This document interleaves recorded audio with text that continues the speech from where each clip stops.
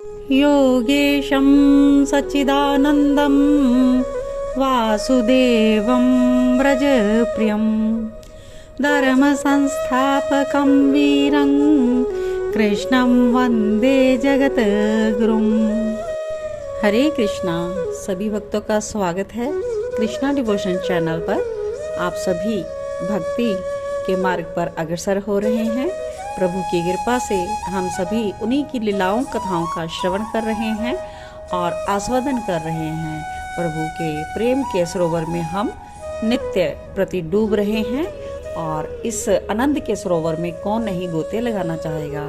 तो प्यारे भक्तों, हम सभी श्री कृष्ण चरित्र अमृतम का भाग आज 170 श्रवण करेंगे और आज के भाग का शीर्षक है अजगर ने जब नंद बाबा को निगला।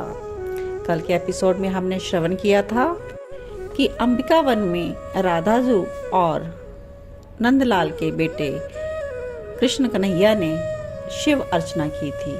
तो आज उसके आगे हम श्रवण करते हैं कि क्या हुआ है यहाँ पर जो अजगर ने जब नंद बाबा को निगला। तो आइए श्रवण करते हैं।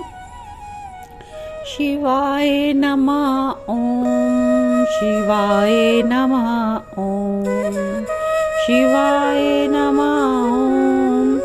इस प्रकार से शिवरात्रि को जागरण ही होता है। महादेव की उपासना करते हुए सब उपासकगण जागरण करते हैं।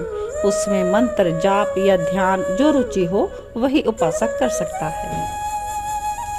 रुद्र अभिषेक पूर्ण हो गया था। श्याम सुंदर और श्री राधा रानी ने मिलकर रुद्र अभिषेक किया था।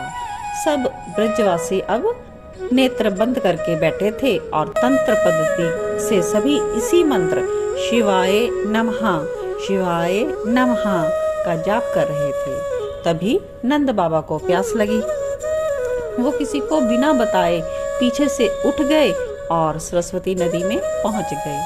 अंबिका वन एक घोर अरण्य था। शिव शक्ति का यहाँ पर वास था। जल पीकर नंद बाबा जब शिवालय की ओर लौट रहे थे तभी एक भयानक अजगर ने ब्रजराज को देख लिया। ब्रजराज को कुछ पता नहीं, वो भाव भक्ति में इस समय डूबे हुए थे। सामने शिवालय था जहाँ पर समस्त ब्रजवासी मंत्र जाप कर रहे थे और अपने में ही वो लीन थे। अजगर सरकता हुआ आया और बहुत बड़ा विशाल था। क्षण भी नहीं लगे होंगे। ब्रजराज को उस अजगर ने निगल लिया। पूरा नहीं पर आधा शरीर अजगर के मुख में चला गया। नंद बाबा चिल्लाए, बचाओ बचाओ बचाओ। तो ब्रजवासियों ने जो दूर थे उन्होंने सुन लिया और वो सब उन्हें लगा कि उन्हें कोई पुकार रहा है। वो ऐसे ही सहजता में उठे देखने के लिए कि शिवालय से बाहर कोई होगा। ऐसे ही उन्होंने देखा अजगर हमारे ब्रजराज को निगल रहा है। वो दौड़े, फरसा कुल्हाड़ी लेकर दौड़ पड़े। सबसे पहले तो अजगर को काट दिया। बड़ा ही विचित्र था अजगर। आधा कटने पर भी वो ब्रजराज को छोड़ नहीं रहा था। अब तो 10 ब्रजवासी अजगर के पूंछ की ओर लगे और 10 नंद बाबा को पकड़कर खींचने लगे। अजगर के मुख से पर ब्रजराज निकल नहीं पाए। तभी नंद बाबा ने देखा नेत्र बंद करके ध्यान में लीन है श्री कृष्णा। तो उन्होंने अपने पुत्र को कहा, हे कृष्णा, ओ लाला कन्हैया, मुझे बचा। ये अजगर तेरे पिता को निगल रहा है। जब आर्त पुकार सुनी नंद बाबा की तो कमल नयन खुल गए। वो उठे, मुड़े और दौड़ते हुए जैसे ही शिवालय से बाहर आए तो देखा उन्होंने कि एक अजगर ने मेरे बाबा को निगल लिया। सबकी रक्षा करने वाले ये अपने पिता की रक्षा नहीं करेंगे क्या? वो पूरी ताकत से दौड़े, अजगर के पास पहुंचे और अपने दक्षिण चरण का जैसे ही प्रहार किया, अजगर का देह वहीं पर छूट गया और उसमें से एक दिव्य सुंदर सजा धजा युवक प्रकट हुआ और उसने श्री कृष्ण चरणों में वंदन किया, फिर प्रदक्षिणा की। अब वो आगे बोलता है कि मैं विद्याधर हूँ, सुदर्शन मेरा नाम है, मैं सुंदर हूँ, मुझे इसी बात का अहंकार था।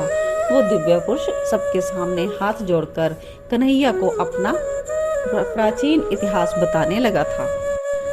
अहंकार था मेरे अंदर तो मैंने एक दिन अष्टावक्र जो ऋषि थे उनको देख लिया। अहंकार से ग्रस्त मैं अति सुंदर और ऋषि अष्टावक्र कुरूप मैं हंसा, पर मेरी हंसी रुकी ही नहीं। 8 जगह से टेढ़े थे वो। ऋषि अष्टावक्र ने रुककर मेरी ओर देखा, फिर उन्होंने मुझे श्राप दे दिया, जाओ अजगर हो जाओ।